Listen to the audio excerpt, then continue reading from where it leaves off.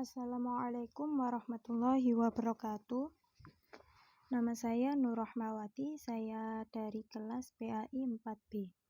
Saya akan menjelaskan tentang teori deskriptif dan teori preskriptif. Teori deskriptif dan teori preskriptif itu dibawa atau dilahirkan oleh Brunner. Brunner adalah seorang yang diakui kalangan instruksional teoris atau para ahli teori instruksional sebagai peletak dasar pengembang teori-teori pembelajaran. Brunner membagi teori pembelajaran menjadi dua, yaitu yang pertama teori belajar atau deskriptif, yaitu mendeskripsikan adanya proses belajar. Yang kedua, teori pembelajaran atau preskriptif, yaitu mempreskripsikan strategi atau metode pembelajaran yang optimal yang dapat mempermudah proses belajar. Selanjutnya yaitu perbedaan teori belajar dan teori pembelajaran. Yang pertama teori belajar. Teori belajar itu bersifat deskriptif atau mendeskripsikan proses belajar yang menjelaskan dengan pasti apa yang terjadi atau apa adanya di saat itu. Sifatnya itu adalah saat ini. Kalau teori pembelajaran itu bersifat preskriptif atau kalau teori pembelajaran itu bersifat preskriptif atau mempreskripsikan metode pembelajaran yang tepat atau sesuatu yang ada sebelum adanya fakta. Jadi, sesuatu yang ada sebelum proses belajar itu terjadi, bukan ketika atau setelahnya belajar. Yang kedua, dari sisi peranannya. Peranan dari teori belajar itu hanya ada satu jenis profesi, yaitu ilmuwan. Kalau teori pembelajaran, peranannya itu melibatkan 3 jenis profesi, yaitu ilmuwan, teknologi, dan teknisi. Perbedaan selanjutnya itu adalah tujuan utama. Tujuan utama dari teori belajar itu adalah untuk menjelaskan proses belajar. Sedangkan tujuan utama dari teori pembelajaran itu adalah untuk menetapkan metode pembelajaran yang optimal. Kemudian titik berat variabel antara keduanya itu juga berbeda. Kalau teori belajar itu penitik beratan variabel pada penentu hasil belajar. Kalau teori pembelajaran penitik beratan variabel pada pengaruh orang lain dalam proses belajarnya. Kemudian perbedaan yang lain adalah kalau teori belajar menjelaskan bagaimana harusnya kita belajar. Kalau teori pembelajaran itu pengontrolan variabel agar memudahkan siswa dalam teori belajar. Kemudian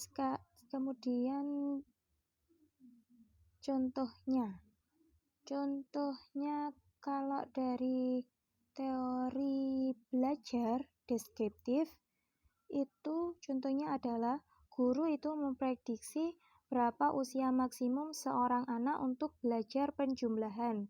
Jadi kalau ranah teori belajar itu adalah prediksi berapa usia maksimum belajar penjumlahan. Jadi di usia berapa anak itu bisa dikatakan akan menguasai belajar penjumlahan dan pengurangan.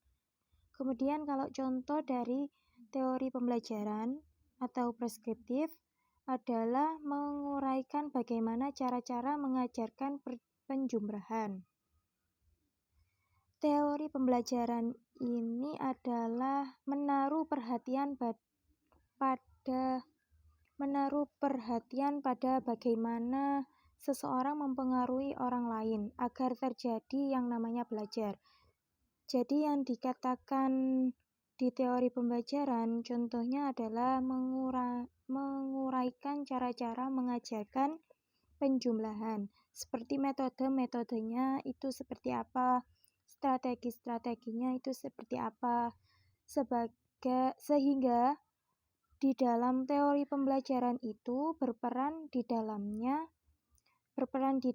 itu tidak hanya ilmuwan saja, tapi juga perlu teknolog, karena strategi dan metode itu sangat berhubungan sekali dengan teknolog dan juga teknisi.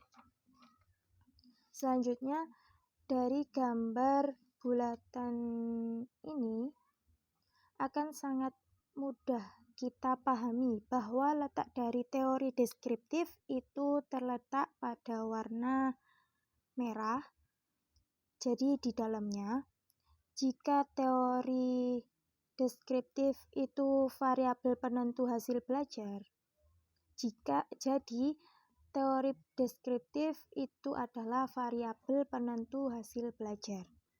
Itu ada di dalamnya preskriptif.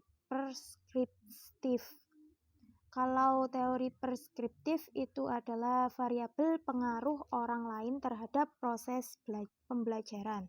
Jadi orang-orang yang mempengaruhi proses belajar itu ada di lingkaran yang berwarna biru. Karena tujuan utamanya adalah penentu hasil belajar.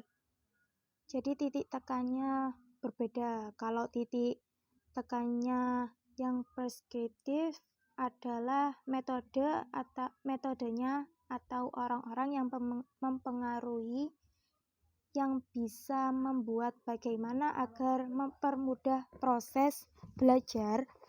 Kalau teori belajar itu titik tekannya adalah di penentu hasil belajarnya.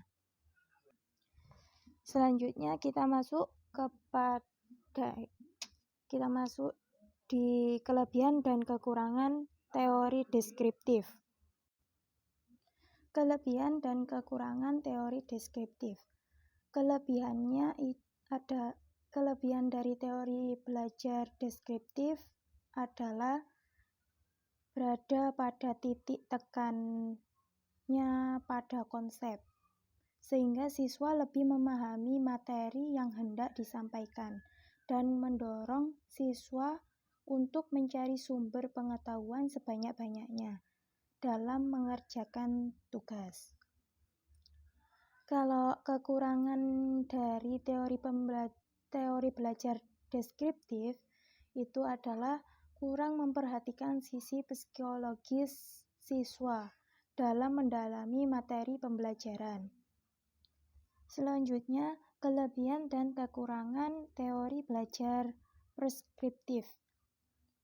Kelebihan dari teori belajar preskriptif adalah lebih sistematis, sehingga memiliki arah dan tujuan yang jelas.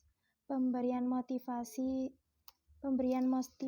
yang ditekankan agar terjadi proses belajar dan mengoptimalisasikan kerja otak secara maksimal.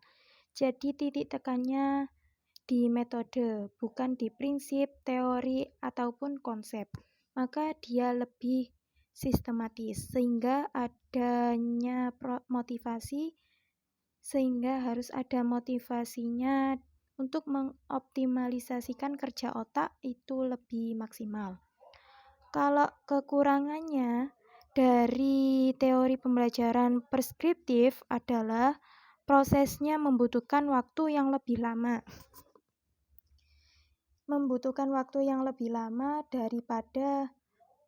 Daripada teori deskriptif. Karena tadi ada sistematisnya dan prosedur-prosedurnya. Baik, sampai di sini penjelasan dari saya.